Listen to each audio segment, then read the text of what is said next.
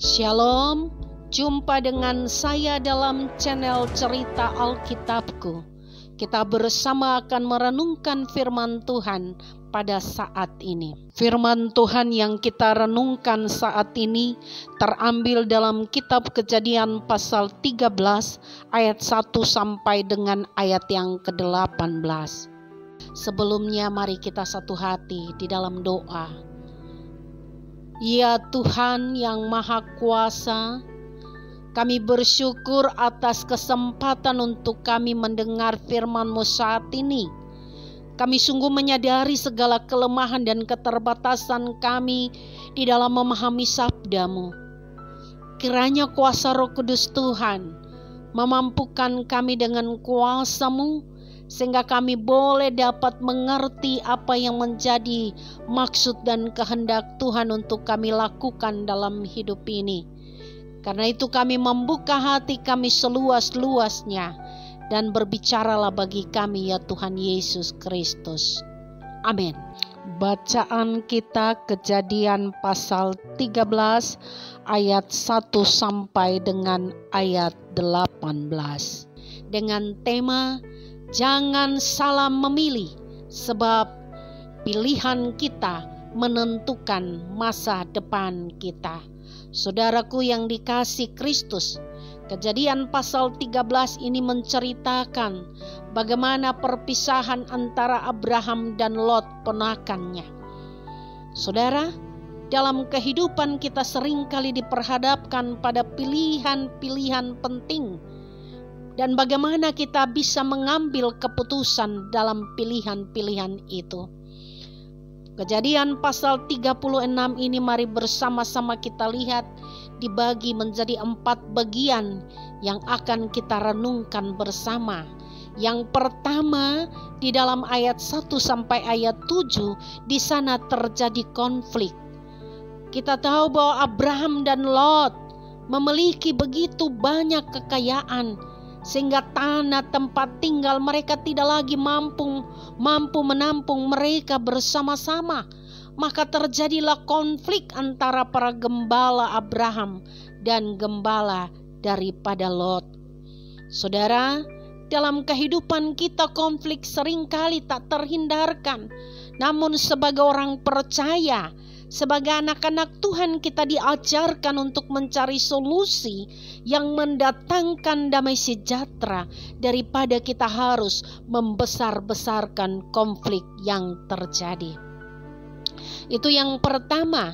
Yang kedua, pada ayat yang ke-8 sampai ayat yang ke-9, apa tindakan Abraham atas peristiwa ini? Abraham dengan rendah hati memberikan Lot kesempatan untuk memilih terlebih dahulu. Abraham tidak egois, padahal sebenarnya ia memiliki hak dalam statusnya, pangkatnya. Abraham sebagai bapa, sedangkan Lot adalah anaknya. Kita belajar dari Abraham, saudaraku. Abraham lebih mengutamakan kedamaian, lebih mengutamakan hubungan kekeluargaan. Aman damai itu lebih penting baginya. Sehingga Abraham sebagai seorang bapa, ia rela mengalah kepada anak saudaranya Lot daripada ia harus bertengkar. Luar biasa.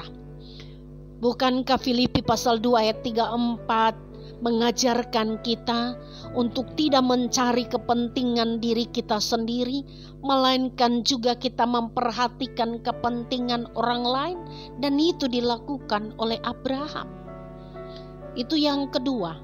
Yang ketiga, dari kisah ini kita bisa melihat ayat 10 sampai ayat 13, di mana di sana kita bisa melihat bahwa Lot itu adalah orang yang sangat-sangat amat egois. Lot ketika disuruh memilih, dia memilih tanah yang subur, yaitu di lembah Yordan dekat kota Sodom.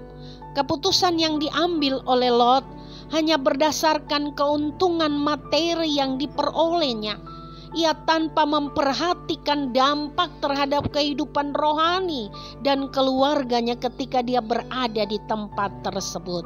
Saudaraku, seringkali kita pun tergoda membuat keputusan berdasarkan apa yang terlihat menguntungkan secara duniawi, tanpa melihat dampak kehidupan rohani kita nantinya.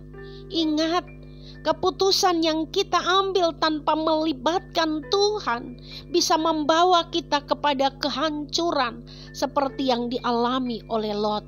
Karena itu Amsal pasal 3 ayatnya yang ke-5-6 mengajarkan saudara dan saya, mengajarkan kita semua untuk bersandar kepada Tuhan dalam segala keputusan kita, agar kita tidak salah memilih, agar kita tidak salah mengambil keputusan.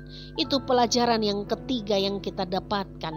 Yang keempat, kita lihat di dalam ayatnya yang ke-14 sampai selanjutnya ayat yang terakhir 59. Di sana kita bisa melihat bahwa bagaimana penyertaan Tuhan kepada Abraham.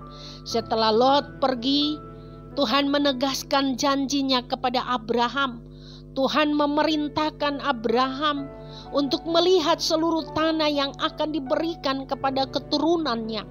Maka Abraham merespon dengan membangun mezbah sebagai tanda penyembahan dan ucapan syukurnya bagi Tuhan.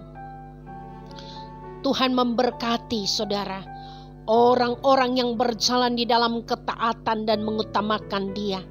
Ketika kita menyerahkan segala sesuatu kepada Tuhan, ingat, Dia akan memberikan berkat, penyertaan, perlindungan bagi saudara dan saya, bagi kita semua. Amin. Mari kita berdoa. Tuhan, ajar kami untuk selalu melibatkan-Mu dalam setiap keputusan kami. Berikan kami memiliki kerendahan hati seperti Abraham, yang berhikmat untuk memilih jalan yang berkenan di hadapan-Mu. Pimpin kami untuk hidup di dalam damai sejahtera dan menjadi saluran berkat bagi orang lain. Dalam nama Yesus kami berdoa. Amin.